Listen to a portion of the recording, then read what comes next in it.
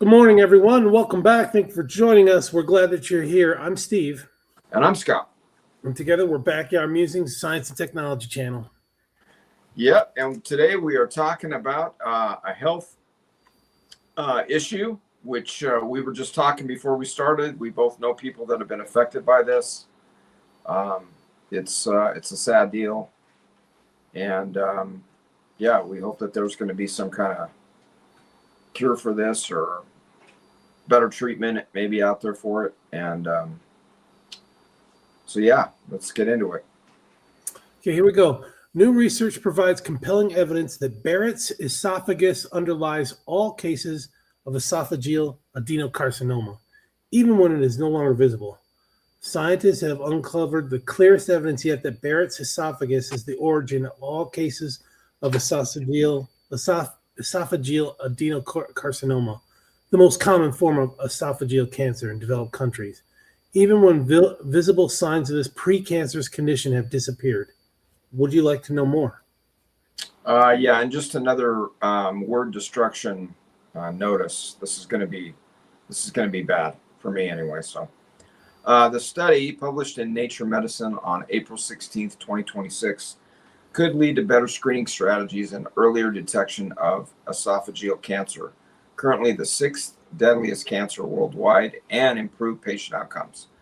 Rates of esophageal cancer, including esophageal adenocarcinoma, OAC, which we'll talk about. Oh, that OAC, really? Oh, that would be AOC. Yeah, well, that's okay. Are increasing across Western countries. Treatment remains challenging because the disease is often diagnosed at a late stage when options are limited. That's that deal. For years, researchers have linked OAC to Barrett's esophagus, a condition identified during endoscopy as a pink patch on the lining of the esophagus. In the United Kingdom, it affects roughly 1 in every 100 to 200 people. That's a lot. An estimated 3 to 13 out of every 100 individuals with Barrett's esophagus will develop OAC during their lifetime. Oof. However, about half of patients diagnosed with OAC show no detectable signs of Barrett's esophagus. At the same time of this diagnosis, which has raised questions about whether it is always the starting point. Professor Rebecca Fitzgerald from the Lai Ka-shing Early Cancer Institute at the University of Cambridge said, "Cancer generally takes many years to evolve, giving us a window of opportunity to catch it before it develops into a life-threatening condition. Screening and preventative strategies can have a massive impact on the number of people who die from cancer.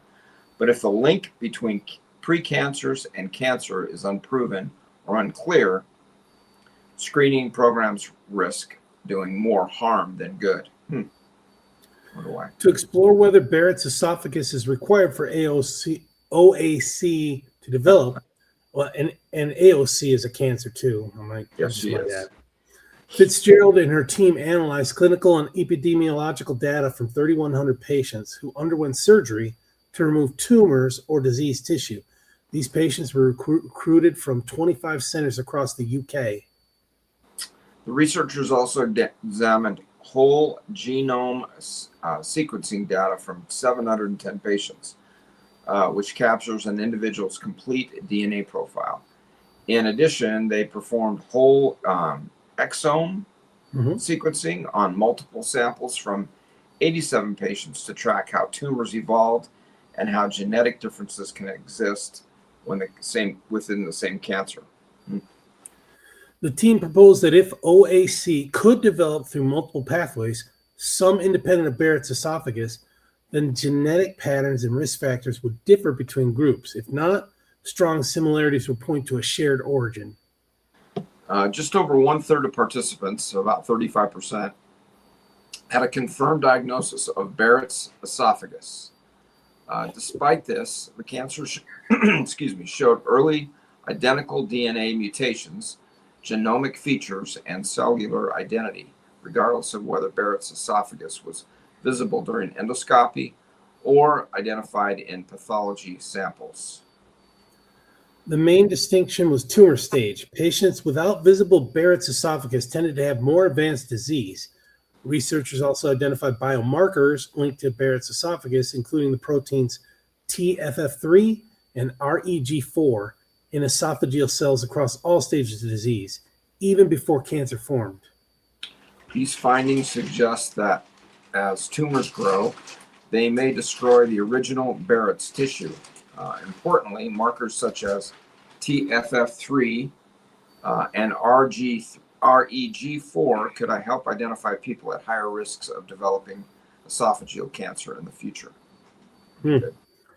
Dr. Shahryar Zamani, joint first author from the Li Ka-shing Early Cancer Institute at Cambridge, and now based at the National Institutes of Science in Bethesda, said, quote, "We found no evidence for an alternative pathway to esophageal adenocarcinoma other than Barrett's esophagus because oh, I might have something going on.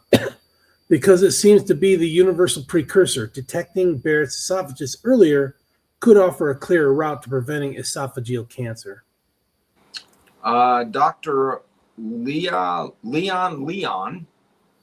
Wu, also a joint first author for the same institute, said, "What we need now are more sensitive, minimally invasive tests that identify people at risk based on molecular markers rather than relying solely on the visible changes found during endoscopy." Dr. Danny Scurro, Research Information Manager at Cancer Research UK, said, quote, "Detecting the earliest signs that cancer might develop gives us the opportunity to intervene and potentially prevent the disease." I like that. Yeah. Quote, "This research helps to clarify how the most common type of esophageal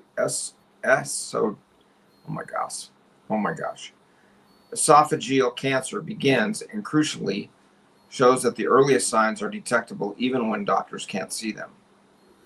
Continuing that quote, "This opens the door to future tests that look for molecular clues of hidden precancerous changes, helping people understand the risk of esophageal cancer and get the necessary support to help keep the disease at bay." And that quote from this Professor Fitzgerald, probably. Yeah.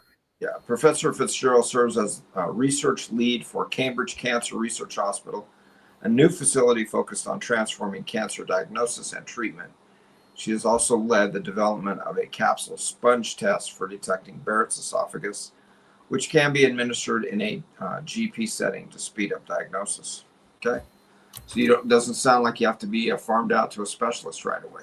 So it would probably help if you were like City of Hope here in Southern California. Hopefully they're on top of that and they can find those genomes.